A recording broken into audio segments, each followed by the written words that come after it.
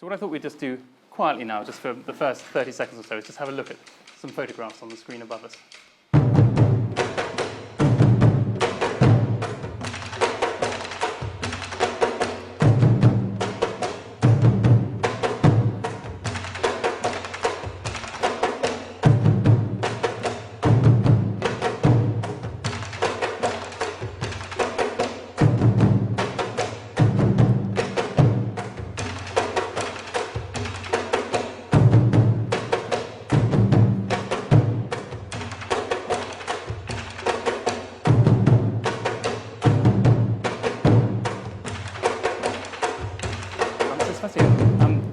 You studied a PhD in economics, right?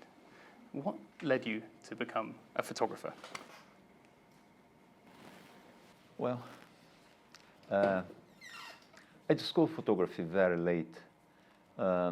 We came to France, to Paris, in 1969, and I was preparing this PhD in economics, and my wife was doing studies of architecture. And in June 1970, she bought a camera to do pictures for the school architecture. And I remember we were on holidays in Haute-Savoie in France, just in the border with Switzerland.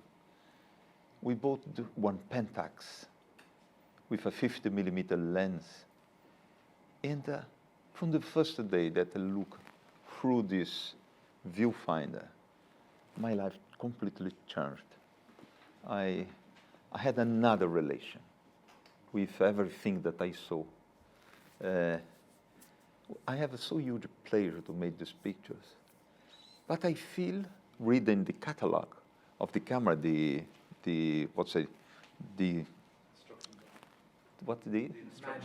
manual of the camera, that you had possibly to have other angles, to photograph more large, or to have telelens.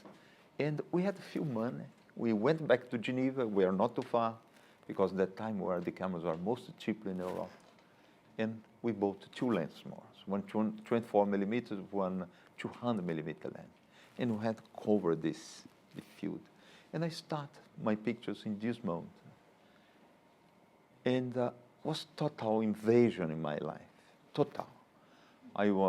We were living the Cité Universitaire in Paris, and I was 27 years old in that moment, 26 years old. And we have very small money.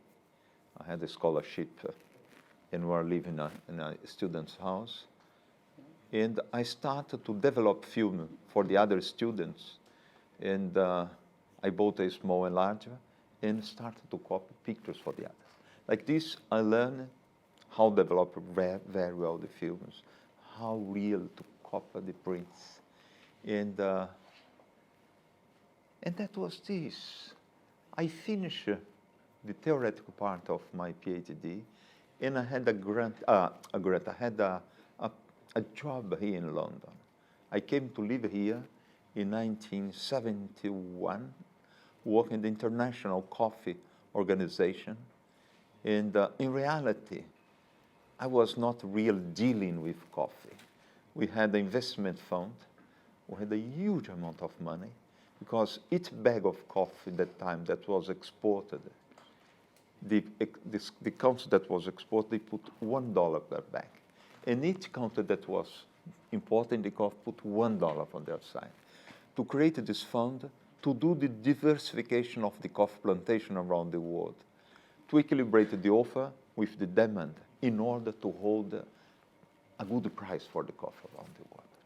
And I remember the first trip that I did was in Rwanda, in the end of 1971. And we started the culture of tea plantation in Rwanda. I was responsible for a project, employed 32,000 families. It was more than 100,000 people dependent of tea plantations of this project. And we made these trips to Africa with the World Bank. We made the 10% investment of the country. The country had no money. We put the money for the country, and the World Bank put the other money. It was a 30 years project. But doing this, I bring my camera with me, and coming back to London, my pictures gave 10 times more pleasure than the economic reports that was necessary to do. And boy, was really a problem. I started to see for the first time photography in my life here. And I went to the galleries here in London, see pictures. I started to buy books of photography. I remember that you have a book that appeared at that time said, I remember that photography of the year, or book of photographies of the year. Yeah. And we have a kind of concourse that's all over the planet. And you had a photographer in India that I had big pleasure to see. The name of photographer was Raghu Rai. And looking this black and white picture of Raghu, for me was a huge pleasure. And I gonna, but well, I were an economist. We did other missions to Congo, because my region of work was Rwanda, Burundi, and Congo. I was the first responsible for these three countries, and was second in Kenya, Tanzania, and Uganda. I was traveling this area and coming back and doing these pictures. In a moment, it was necessary to me to take a decision, because it's a huge pleasure to read photography. I remember that with my wife, we went to the Serpentine Lake. We were living in Queensway at that time. We had a small boat, take a small boat. We stopped in the middle of this small lake, and we sit there for hours, discuss. We do, we don't do. Because I had a proposition to go to Washington to work in the World Bank also. And I supposed to go back to Brazil to be the assistant of the Minister of Finance in Brazil at that time, in the University of São Paulo. He was a teacher of the University of São Paulo, in macroeconomy. A huge decision for you guys. Oh boy, I was between difficult. I go, I don't go discuss with my wife. And we took a decision. We go for photography. And I went to see my boss here, was the director of the organization, and I asked him, I said, Alexander, I'm resigning. I go from the organization. He said, I know that you'll be going. I know that you are going to the World Bank. I said, no, I will be a photographer. He said, you are the most stupid person on the planet. Me, I want to be a photographer. My wife wants to be a photographer. My daughter wants to be a photographer. Everyone wants to be a photographer. You are stupid, living, abandoning this job that in front of you, you have an incredible future. Yeah. One day you'll be Minister of Finance in Brazil. I said, oh my God, but I want to be a photographer. And we gone back to France, and I start photography. I came from a country where the social problems are yet incredible.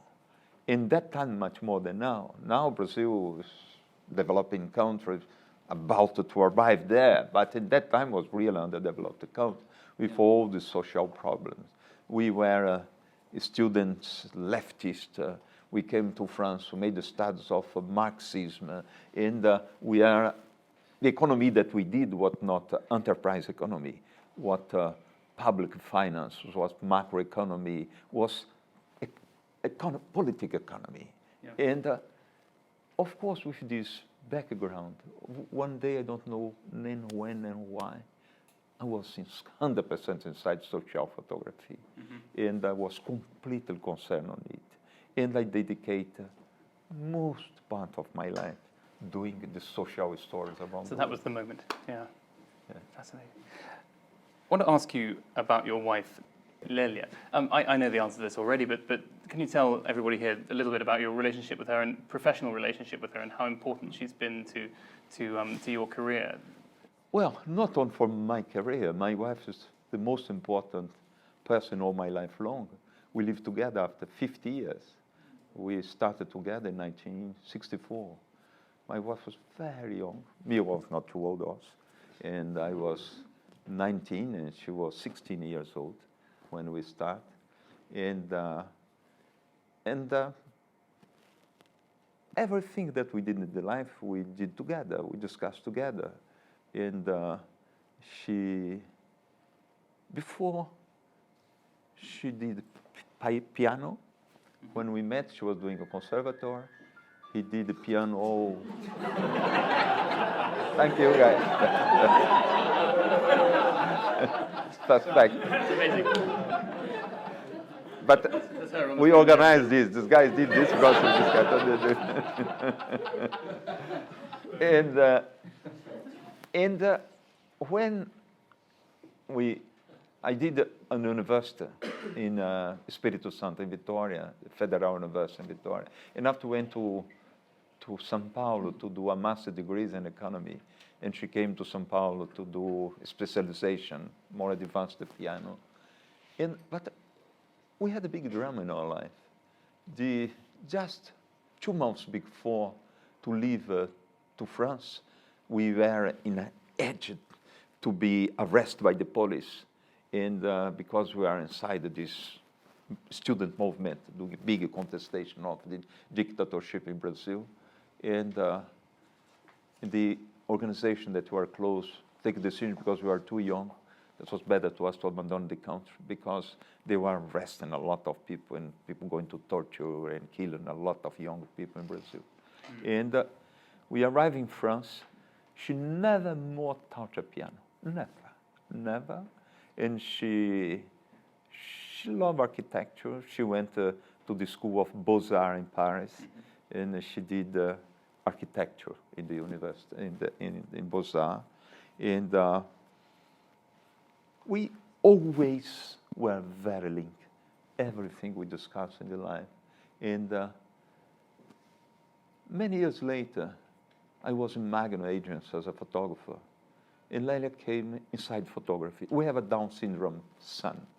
And when his Down syndrome son born, Lelia stopped to work for 2 years because he had a big problem of respiration. And he had bronchial? Yes, the one side, we have 2 one side, 2 the other side. He had 2 one side, 3 in the others. And he started a cold 4 p.m., 10 in the evening, he was in the hospital with a pneumonia. And it was a big problem for us. And that going, and she stopped. And slowly by slowly, he becomes strong. And this third one disappeared. And he becomes good. And when he becomes good, she did not come back to the architecture. She came back to photography. She created the Magnum Gallery in Paris. And but before she worked as editor of photography in 2 specialized magazines of photography. And after, she came to Magnum and she created with a group of Magnum, the Magnum Gallery in Paris, where she did many different shows. And one day she took a decision to abandon everything there and come to work with my photography. And in reality, my wife is the designer of the majority of my books. She's the curator of all shows that I have around the world. And for me, it's a big comfort because for me, she's incredible. She has a capacity of organization that I don't know no one has. She has incredible energy. She has a fabulous taste. No, she's really very good in what she does. And she travels with you, I think I'm right. Well, Genesis Project, she came more than, I did 32 trips, she probably did 20 trips with me. She do not stay all time, because me stay more than 2 months in average for each one of the stores. But she came for 2 weeks, 3 weeks, to understand what's going on. In order the day that she designed the book, designed the show, she was completely inside the story house. You remember probably the people that saw the show here in the Natural History Museum, the color of the walls, and these colors she finds in the strips. For example, Africa. When we take off from Europe, we go to Africa. We take off in the evening, we land in Africa very early in the morning. And Africa has this reddish continent with this incredible dust that is very pink, and that is go very high in altitude. And when the sun is very parallel to the earth in the morning, and the trajectory of the life is very long, and we see all these particles of the dust that become very red. We have this red clouds in the sky, and we land in a red continent, you know. And she put that color, you know. And she traveled with me everywhere. She organized everything. We have an environmental institution in Brazil where we needed to raise money for it because we plant millions of trees. And me, I speak a lot. I can go and ask money, speak with people, do conference and this kind of thing. But it's not me, the president of the institution. It's her, the president of the institution. She's organized everything very well. And plus than this, I believe that she's very pretty. And, That's the most important. I love her. That's great, thank you. We're going to look at some pictures in a second, but Sebastia, before we look at some, in the broadest sense, what do you hope that your photography achieves? It's a difficult question to answer, but... Well, I don't know. Really, I don't know. You see, many times people tell that I'm a photojournalist, that we're concerned photographer, that I'm an economist photographer, that I'm an anthropologist photographer. I'm nothing of this. Photography is my way of life. It's my life, photography. I did photography because I was very happy to do, or because I was very upset, or because I had a huge pleasure to do that, because it was very beautiful. And because I have also a way to think, an ideology, I have an ethics, and my photography is a language, that was my language. And I link this photography with this historic moment that I live. There is a film that came out now in France, it's coming in German this week. Will be come out here in this called The Salt of the Earth. This film was made by my son, Julian, that's a filmmaker, and Wim Wenders, that's a German filmmaker. Together they did this film. The film came out just now. And it's interesting to look at this film because it's a film about a photographer, but it's not about photography. What link every part of the film is photography. They project this photography, but in the end, it's a film about the philosophy of life. It's about a point of view. It's about an ideology, about ethics. And that is this. My photography is this. My photography participates in many different things. I work a lot with Save the Children Fund in this country, with UNICEF. I'm a goodwill ambassador of UNICEF, with UNHCR, that's the United Nations Refugees Department, and Doctors of the Borders. And they use my photography. You use this photography in very many different social aspects. And, but I don't believe that my photography made any difference by only themselves. So an image like this one, for example, because a lot of your photographs sort of struggle in the face of globalization and environmental damage, poverty, and all of the associated problems. Do you think that, therefore, that with other methods of communication, they sort of combine into a powerful message? That's the point, because sometimes people say, oh, the photography can change the world. Photography cannot change the world. Photography can, together with different movements, with different groups acting in some direction, photography participates with it. It's part of this movement.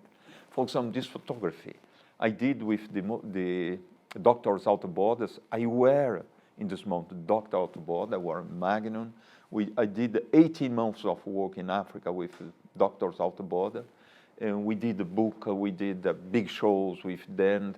And that added then a lot to participate in this movement, no? But it's part of a movement. It's not alone a movement. We're going to move on now. Sebastia, you've worked quite unusually now on very long-term projects throughout your career, mostly personally chosen. So I'm just going to touch on a couple of those. I'm going to touch on workers, on migrations, and finally on Genesis. So I think we'll start with workers. And there's a fantastic picture from workers taken in Kuwait in 1991, I think. Can you just explain a little bit about the motivation behind workers and what you were hoping to achieve with the project? This is a little bit the influence of the economist that was inside myself. You see, in a moment, we started to see that a lot of things was changing here in Europe. You see, guys, you had incredible car industry. You produce incredible automobile. Today, you produce very few. And these things gone like this. In France, France was a bigger steel producer. The steel plants gone from France, produce very few. And we started to live in reality. The first huge industrial revolution happened in this country, 19th century.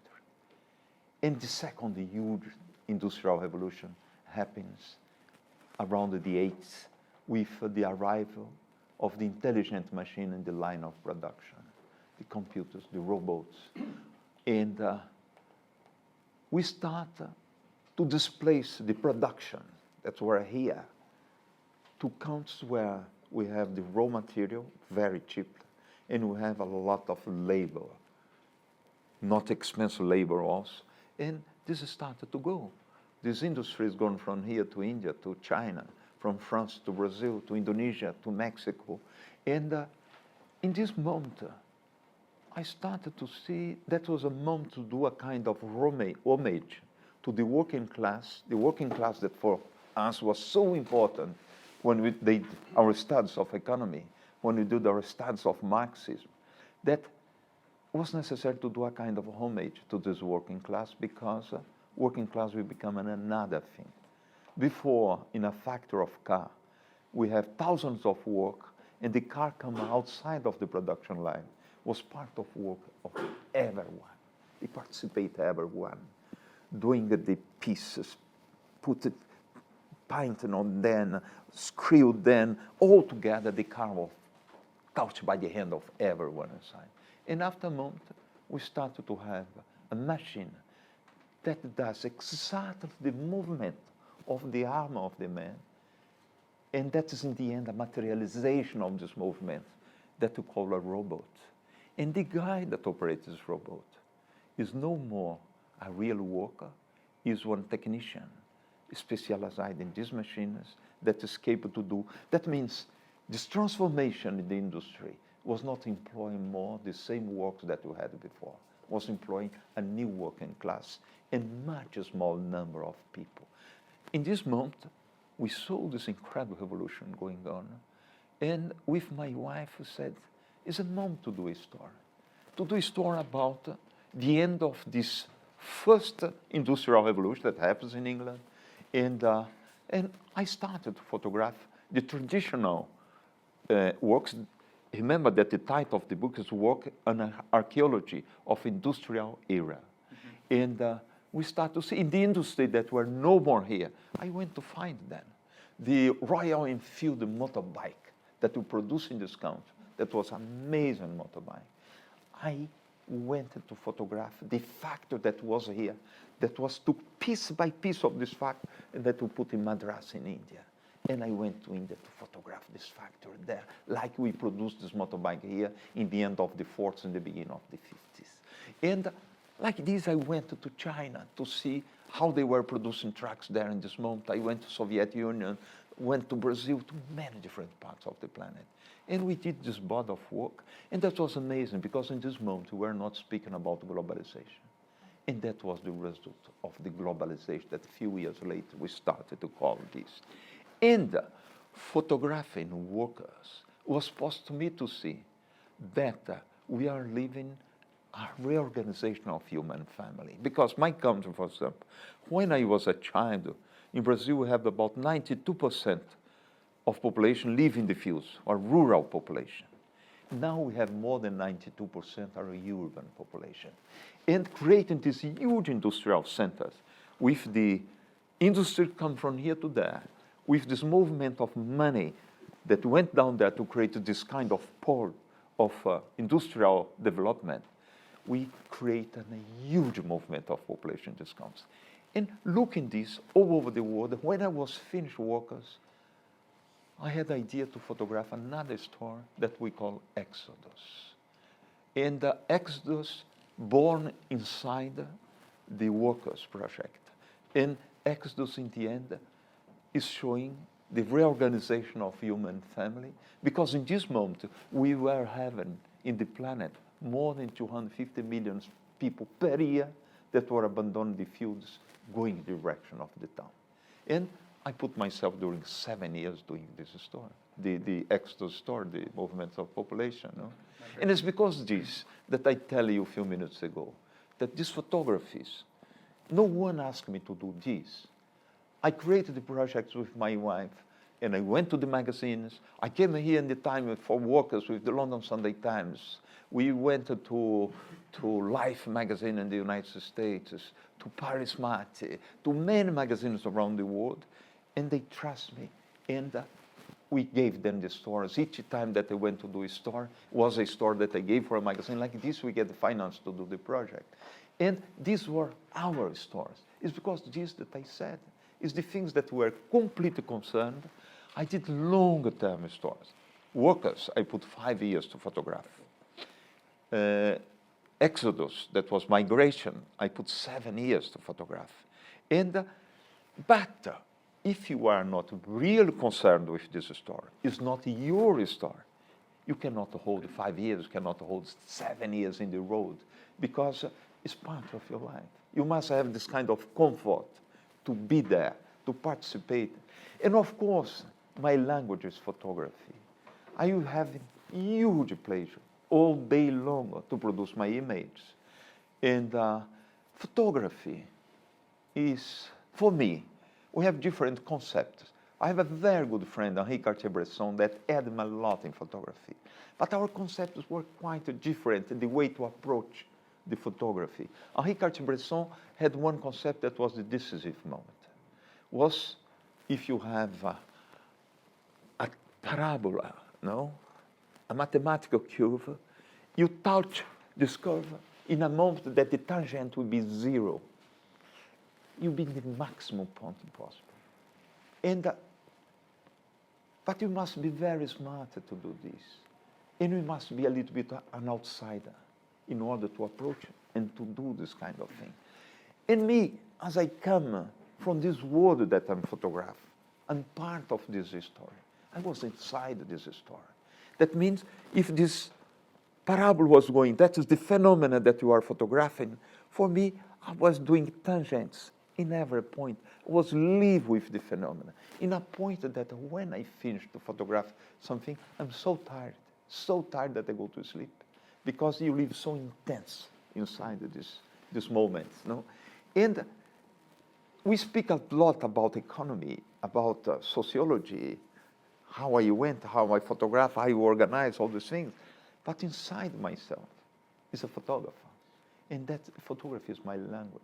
And I had a big privilege to be in the university, to prepare a PhD, to study anthropology, sociology, economy, geopolitics.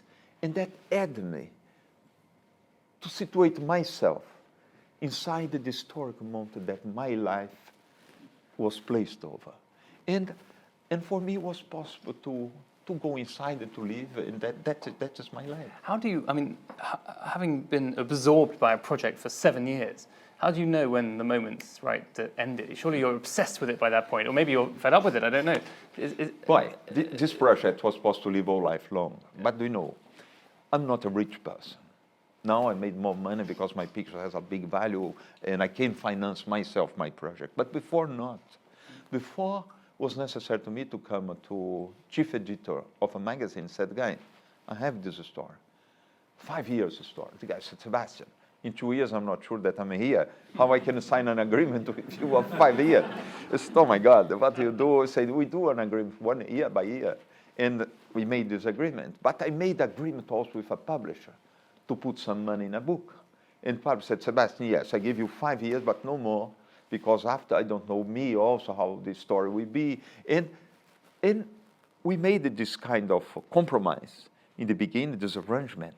And for every one of these stories, I create a project. I wrote a project. I conceived the stories before, like we do the guidelines of a film.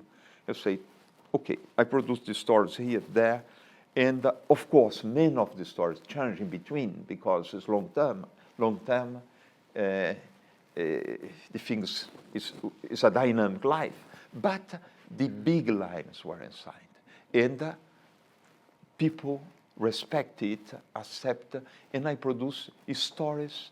I produce in average 5-6 stories per year when I was shooting Walkers, and was the same with Migration. Genesis, I produced 32 stories in 8 years. I produce in average 4 stories per year, and that is this. But what I said, if it's not your history, if you don't have a huge pleasure, you cannot do. I remember when we started, Neil probably remember this. Neil was in Magnum also. We were together for many years. And when I started Migration, I went to UNHCR in Geneva. We said, guys, we do a long-term story with a group of Magnum photographers. And I had not wished to do myself alone in this story. And we had a friend, common friend here, British photographer, Ian Barry, who said, Ian, there is a nice story. Ian was very excited. Oh, Sebastian, fantastic, we go. And the first story was happening with refugee people come out of Guatemala inside the south of Mexico. And Ian went there. He was so upset because the cars of UNHCR were not there, because it was not well organized, what was this. In the end, I understand, that is my history, it's not Ian's story. He went because he's a nice guy, and I motivated him, but he was not a real concern. Here, guys, till now, I'm a migrant. I came to France in 1969 to do my studies. I stayed there a while as a refugee because the Brazilian government took out our passport. And after, I came here as a migrant. Well, I'm a migrant until today. And when I went to do this Exodus story, I was doing my history. It's my history. Yeah. No, I was concerned with it. And you must be concerned with your story. The country cannot hold a long time in the road to do this story.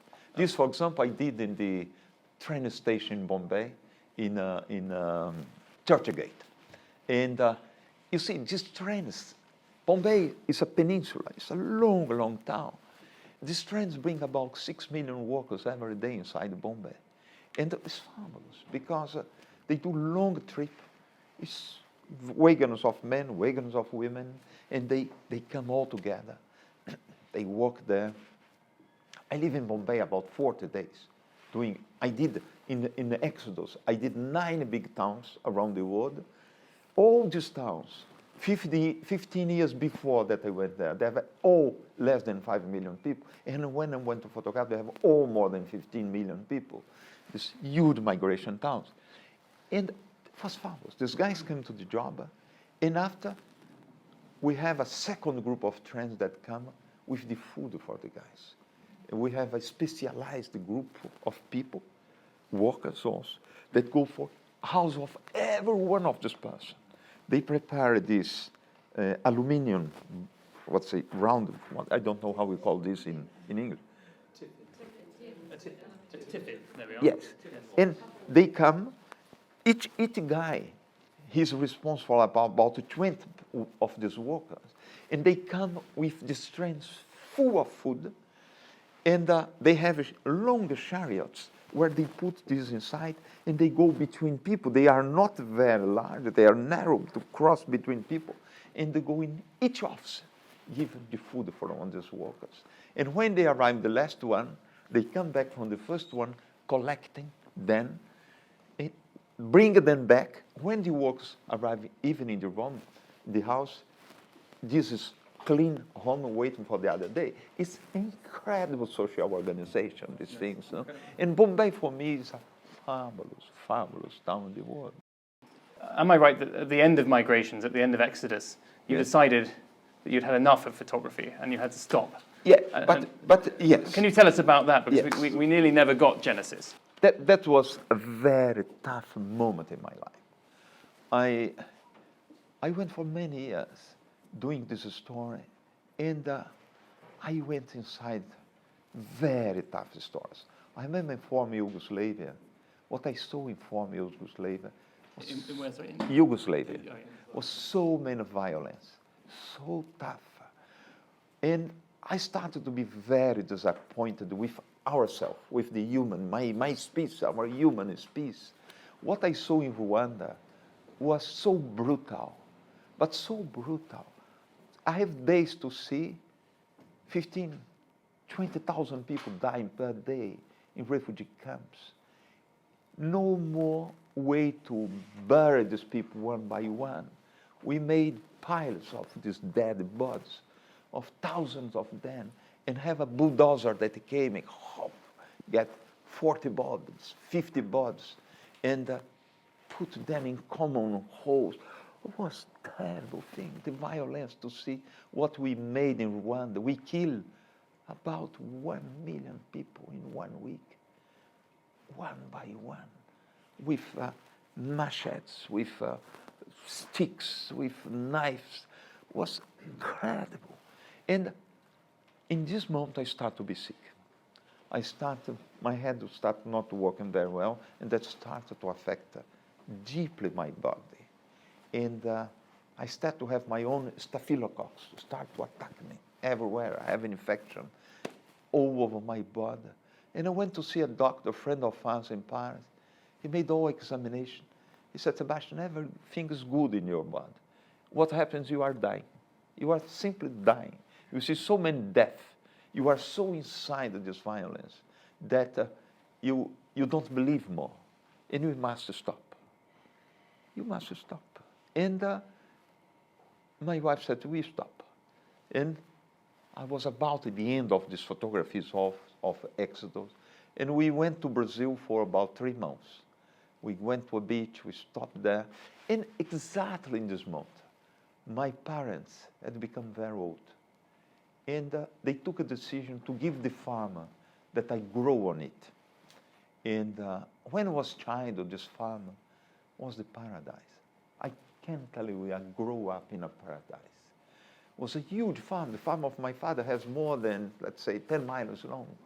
And huge farm with more than 56% of rainforest on it. And a lot of water, a lot of wild animals. My father had a lot of cattle. And when you receive this land, I said, oh my God, this land was as sick as I'm sick. I was sick. And my wife said, Sebastian, you tell me always that you grow up in a paradise. Why you do not replant this rainforest that was here before? I said, oh, Joseph Christ, that is a big problem. How will you do this? Because it's a big farm. We call a friend of ours that's an engineer in forest, and he made the calculation to rebuild this land. It was necessary to us to replant about 2,500,000 trees of more than 200 different species. We said, but we go. We started this project. And I started to run, to ask people, to do speeches. We become tax deductible in the United States. I came here in this country, in Spain, in Italy, in Brazil, everywhere. And we started to raise the money. And we started to replant the forest. If you have a chance to see this film that our son and Wim Wenders did, you see part of this land. Because my son filmed he made a film of my father in 1998-99. You see the land was a dead land, was real a desert, completely eroded. And we started to replant it there. But I do not believe that any tree will grow more there, because the land was dead. But guys, when the trees are from the ecosystem, it's their home. They grow in their home. And these trees started to grow. And we started to see the life come back.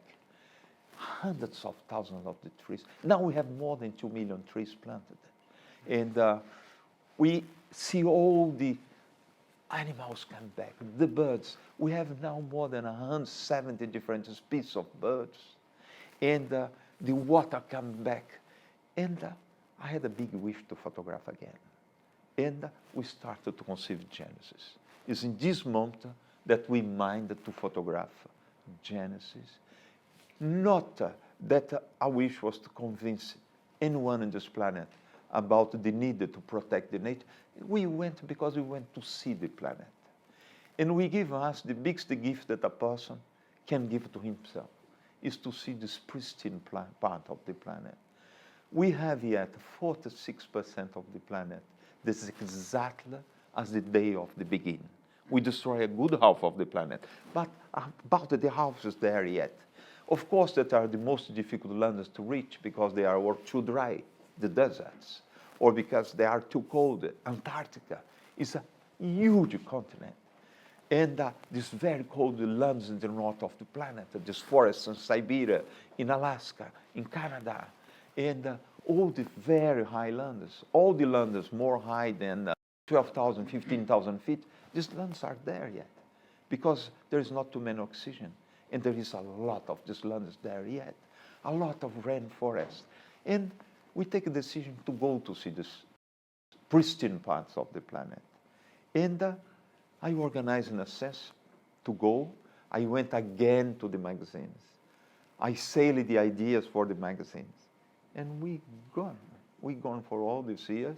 And the result are these pictures. These pictures is what together we must protect. We have the obligation to do if you want to survive as a species. We must do. And what we are doing in Brazil, what we plant in Brazil, we must do this everywhere. And here, we must do, but we must replant ecological forest. Get the essence for a region, he planted this essence in this region, not bring from outside. Made in forest that will stay there for 400 years, for 500 years. The forest that will be created the water. The forest that will be doing by photosynthesis, doing the sequestration of the carbon. And we need to do this because we have a so incredible emission of carbon. We're heating the planet so fast that we must do. Do you see that occupying the next period of your career, or can you see another photographic project developing as a final question? Project. I mean another. I started last year another photograph. Okay, I didn't even know that. Which is? It's born from Genesis. All story that I did born inside another. And to do Genesis, I work a lot of the Indian movement inside Amazonas forest. You see, what is green in Brazil is Indian reservation. Brazil is very special with the Indians. You see, look, guys, because you Canada exists, because you United States exist, because you Australia exists, all born from England, come from here. You went there before. But what you did with the Indians in Canada? You destroy all them. The Indians in Canada lives in a refugee camp. There is no more Indian land in Canada. There is no more Indian land in the United States. What exists is a residue of what was before the Indian land in the United States. The Indians in the United States live in refugee camps. Look what you did with the Aborigines in Australia. There is no more Aboriginal culture. There is no more Aboriginal land. We destroy all this. But Brazil has yet 13% of Brazilian territory is Indian land, is Indian reservation. And now we are about to attack these lands. And there is more than 100 Indian groups inside Brazilian Amazonian forest that were not yet contacted. They live yet in the Stone Age. They are like we lived 50,000 years before. A lot were contacted, but more than 100 groups had no contact with the Western civilization yet. And my wish is to do a story with these guys. I did one quite nice story. I'm working with a very nice British organization that is Survival, what the name of it? Survive International. We did a nice story of the Awa Indian group in Amazon with them. This year we did a second store with another group, the Yanomami Indians. I did just one store last year, one this year, because I was so busy with Genesis presentation. But from next year, I'm no more busy on this. I'll be doing 3 stores next year, 3 the other year. And I want to produce a body of work, and my wife wants to do a very special show. She wants to create kits of posters, very well printed. And with the National Foundation of Indians in Brazil, with Survive International, we went to go to every secondary school, to every university, to every church. We'll be producing thousands of kits of these shows, and in order that the younger people that will become inside the direction of Brazil in the next year, they can come with another concern about the Indian culture. Because what is Indian culture is green, is forest yet. And the agribusiness in Brazil has become very tough, like in the United States, like in Canada. And we must stop these guys. We have enough land to produce enough food for Brazil to export what we have till now. We don't need to destroy more. And it is that we want to do. And I started this work. And I want to produce a real body of work about the Indian. But see, I'm photographing people now, again. Yes. Genesis was a story, and now it's another story. Well, now it's part of my life. Let's hope you can find some hope in that story. Oh, yes. Sounds like you will. You see, it's so fantastic to work with the Indians. The Indians, they live in societies where they live in complete equilibrium with the nature, with the planet. What provoked for me, probably I'm wrong, but provoke, we become so aggressive animal because we break our equilibrium with our planet. I remember me photographing, we have this picture that is there in Alaska. You had a projection of another valley in Alaska a few minutes ago. I remember myself. I had a small plane in Alaska to bring to a point, leave me there. And he come to collect me 10 days after. And I climbed this mountain. I went up in the mountain. And I took, the elevation was about 1,000 meters, about how many? This. I climbed this mountain, arrived there. I put 8 hours to arrive up, but in that time, June, it's 24 hours light. And I start to climb 3 in the morning. By 10, 11, I was up. I sit there for 8 hours, 7 hours, look at my planet, in communion with the minerals, in communion with the storms, the waters, some vegetables there, some erosion provoked by this huge avalanche that happened in the winter there. Boy, after a month I was planet house. I was 100% nature. I was so in peace, so inside my own elements. And become aliens that we become. We lose this. In a sense, we must go back. Look how happy we are when we touch the water, when we can put the hands in the water of a river, a stream, when we come inside a forest. No, we become inside our element. We are nature. We forget that we are nature, but we are nature. I think, Sebastio, I think we could all sit here and talk for the rest of the night, but I'm going to have to put a stop to it there because we've got a restaurant reservation to get to. But what I would like to do is just to see if we can have a couple of questions. Just a couple, I'm afraid. I'm sure you've got lots of questions. But does anybody want to ask something? Take the opportunity. Yes, Charlie. Giles, Sebastien, I really enjoyed that. Now, your current project, where you're going to photograph these primitive tribes that have never been touched by modern mankind, do you worry about the fact that you're going to change their culture by going in as a modern man with modern culture? I never went in any group that was never contacted before. And I believe that we must not go. If they want to do a contact, it's their problem, they do the contact. But we must respect this and we must not go. I went to many groups that were contacted before. And in the moment that I was going, I made a longer preparation with the organization that work with these groups, with the anthropologists, with the linguists that work with these guys.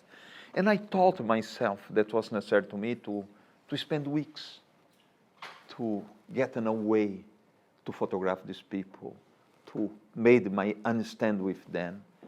But boy, was ours. Because I was going inside my own community. I am a human. I was not going inside the community of lions, of elephants. I was inside my own animal. Same if I don't speak the language, the gesture is the same. What's essential for me? What's important for me? Is important for all them. They love like I love. They love their kids like I love the mine. They have the idea of solidarity, the same that we have, the community. And I was just coming inside my own community with a small difference of 10,000 years. And that is nothing, 10,000 years. We do not change in 10,000 years. And plus, these guys are enough smart to know what I'm coming to do. If I can for them or against them. If I can take something out or I'm giving something. They're as smart as a person that lives downtown in London because we are the same animal. There is no difference. Anybody else? Are you ever tempted to think about what might have been if you were the finance minister? What did you say? Anton said, are you ever tempted to think about what might have been had you carried on in finance and not done photography? And in fact, Finance minister. yes. Have you ever seen your ex-boss after that? You see, event? the life is this. You see, when I was a child in Brazil, was starting huge inflation in Brazil. Brazil had years that will have 3,000% of inflation. And sometimes the farmers sell a lot of land because it was the moment that we started to migrate to the towns, the children start to go to the university, and these farmers sell the farm to receive in 2-3 years. And when they receive the money was not enough to buy a bicycle. They lose everything. And my father, when my father was very old, before the death, my father said, Sebastia, if I had sold the farm when you were a child, we'd be not a famous photographer in Paris. You would be probably a driver of a tractor in a big farm here, or we'd be living in a slum in one big town in Brazil. You see how the life is. In a moment when I was doing my PhD in France, I had a big wish to go to Soviet Union to become a mechanical engineer. Minded to go because they receive students. Ideologically, I said, no, I go to Soviet Union to be a mechanical engineer because I love very much mathematics. And we went to see a friend that was refugee from the communist part of Brazil in Prague in that time. And the guy said, Sebastian, forget about Soviet Union. These guys live today in a huge bureaucracy. There is a kind of upper class here that's stolen everything from the other. Don't come more here. I said, my Joseph Christ, the guys has reason we don't do it. You see, minimum, for 1 year in my life, I made the studies of lawyer before to make the studies of economy. And it was possible to go to any different place. But only to say that how many photographers are driving a truck? How many photographers become doctors? How many painters, designers become other things because they had not opportunity to discover? I had this opportunity. And that became my full life from this moment, you know. But if my wife probably had not bought this camera, probably I have never discovered it. Ladies and gentlemen, I'm actually going to put an end to it there, but we're going to be here, and obviously do come and have a chat with Sebastio before we all go. But thank you so much. That was absolutely fantastic.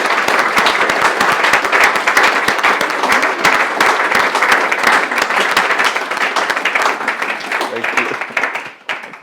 Turn the lights on. I think there'll probably be a drink at the back if you